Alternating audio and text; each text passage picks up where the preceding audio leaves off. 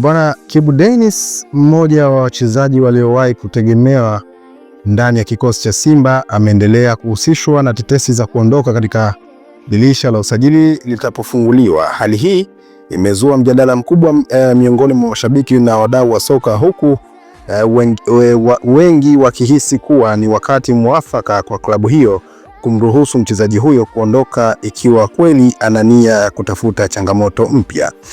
Kwa mchezaji yoyote, hali ya kutokuwa na uhakika kuhusu mustakabali wake ndani ya klabu inaweza kuathiri kwa kiasi kikubwa kiwango chake cha uchezaji, inapofikia hatua ambapo kila msimu jina lake linatajwa kwenye orodha ya wanaotaka kuondoka.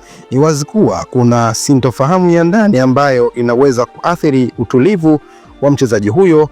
Mwili unaweza kuwa uwanjani, lakini akili na moyo vikiwa mahala pengine. Ni vigumu kutoa 100% kwa timu. Simba kama klabu kubwa yenye malengo makubwa inahitaji wachezaji waliotulia kisaikolojia na walioko tayari kupambana kwa ajili ya mafanikio ya timu. Ikiwa Kibu amepata ofa nzuri kutoka klabu nyingine na anaonyesha dalili za kutamani kuondoka, basi ni busara kwa uongozi wa Simba kuzingatia hilo kwa maslahi mapana ya pande zote mbili. Baada ya kulazimishana kubaki, klabu inaweza kutumia fursa hiyo kupata mchezaji mwingine mwenye njaa ya mafanikio na ari ya kuitumikia timu kwa moyo wote.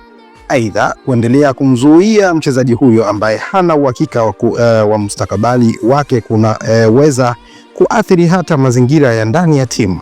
Wachezaji wengine wanaweza kupoteza motisha au kuathiriwa na hali ya sintofahamu inayomzunguka mwenzao. Kwa upande mwingine, kuachana kwa heshima na mchezaji kama Kibu kunaweza kuwa mwanzo wa ukurasa mpya kwa upande zote mbili. Kwa sasa Simba inapaswa kufanya tathmini ya kina kuhusu mchango wa Kibu Denis, matarajio ya klabu na matarajio ya mchezaji mwenyewe. Ikiwa njia ya kuachana kwa amani itachaguliwa, basi historia ya Kibu ndani ya Simba itabaki kuwa ya heshima na klabu itaendelea mbele kwa nguvu mpya. So dondosha comment yako, lakini kubwa usisahau kusubscribe ili uweze kupata update zetu. Tukutane kwenye video nyingine. Asante.